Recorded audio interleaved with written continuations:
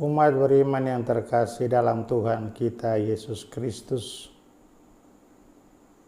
renungan kita pada kesempatan ini dengan tema bersama Bunda Maria kita menantikan datangnya Allah Roh Kudus. Mereka semua bertekun dengan sehati dalam doa bersama-sama dengan beberapa perempuan serta Maria, Ibu Yesus, dan dengan saudara-saudara Yesus. Kisah Para Rasul bab 1 ayat 14. Apa artinya Bunda Maria ada di situ sebagai Ibu Yesus?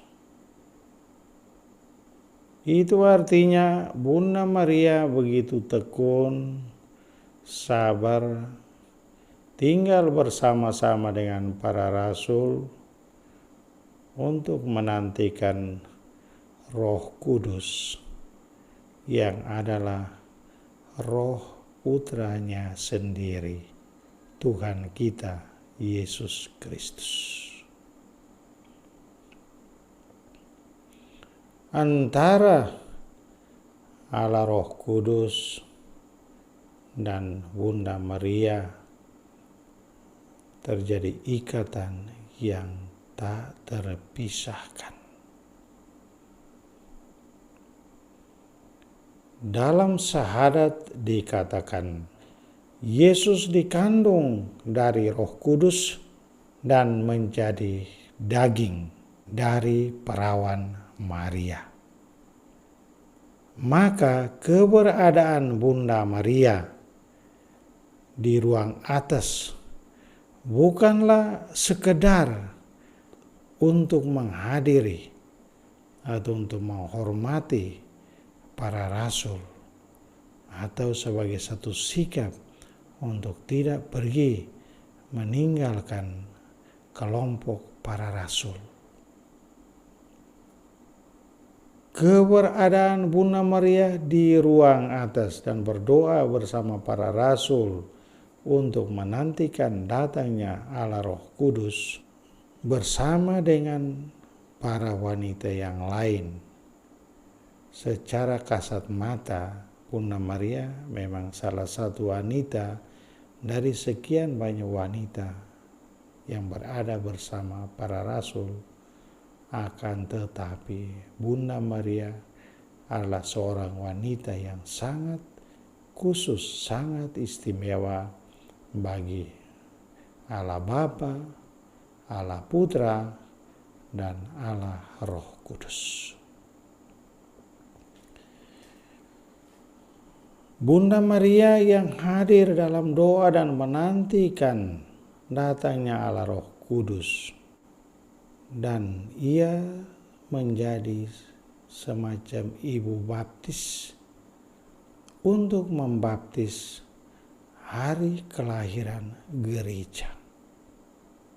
Sebagaimana setiap ibu baptis harus lebih dahulu menerima pembaptisan, maka Bunda Maria pun demikian. Ia mendapat pencurahan Roh Kudus seolah-olah ia dibaptis dan memang dia dibaptis, sehingga kemudian ia menjadi ibu baptis bagi seluruh gereja. Maka kita juga mengakui bahwa Bunda Maria adalah Bunda Gereja.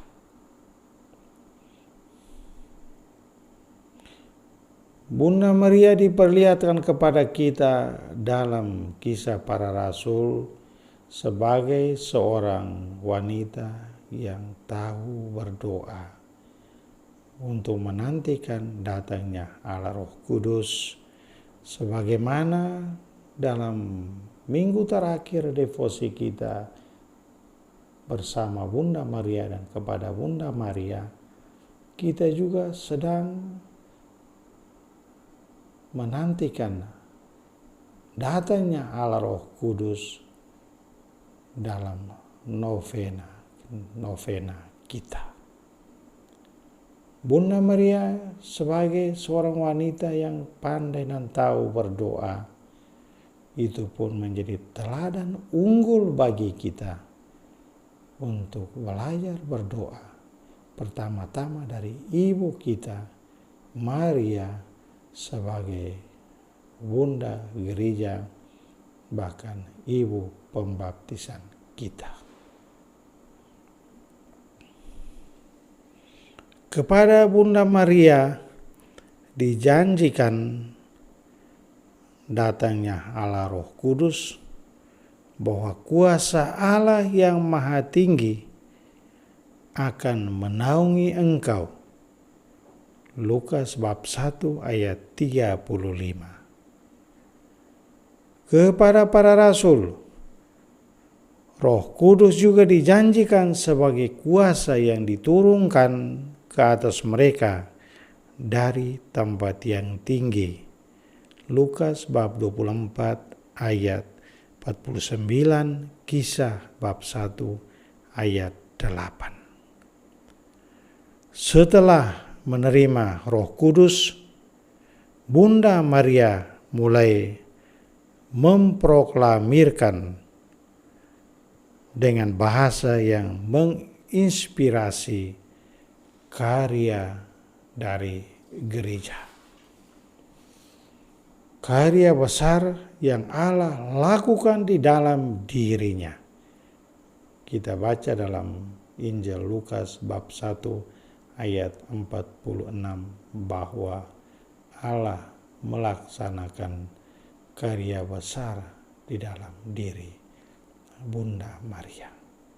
Dan salah satu karya besarnya ialah ia akan mendapat pencurahan Allah Roh Kudus dan ia menjadi ibu baptis bagi gereja yang kudus, gereja yang satu, kudus, dan apostolik.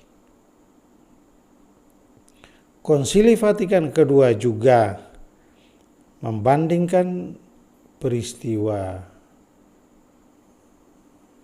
datangnya Allah Roh Kudus dan peristiwa malaikat Gabriel datang dan menjanjikan bahwa Bunda Maria akan mengandung putranya dari Roh Kudus. Konsili menegaskan bahwa di ruang atas kita juga melihat Bunda Maria yang dalam doanya memohon karunia Roh Kudus yang telah menaunginya sejak kedatangan malaikat Gabriel kepadanya. Roh Kudus akan turun atasmu dan kuasa Allah yang Maha Tinggi akan menaungi engkau. Lukas bab 1 35. Setelah pencurahan Roh Kudus ini, semua orang yang kepadanya Bunda Maria diutus merasakan jamahan atau digerakkan oleh kuasa Allah Roh Kudus. Lukas bab 1 ayat 41. Memang kehadiran Yesuslah yang memancarkan Roh Kudus, tetapi Yesus ada di dalam Bunda Maria dan berkarya melalui Bunda Maria. Nah, saudara-saudari, umat beriman yang terkasih, kalau Yesus berada dalam diri Bunda Maria dan berkarya melalui Bunda Maria, memang sangat tepat kita selalu dan senantiasa berdoa bersama dengan Bunda Maria, karena Bunda Maria yang sungguh-sungguh mengenal siapakah Yesus itu sesungguhnya. Bunda Maria adalah satu-satunya manusia yang mengenal Yesus Kristus, putranya, putra Allah, secara sangat tepat. Salve.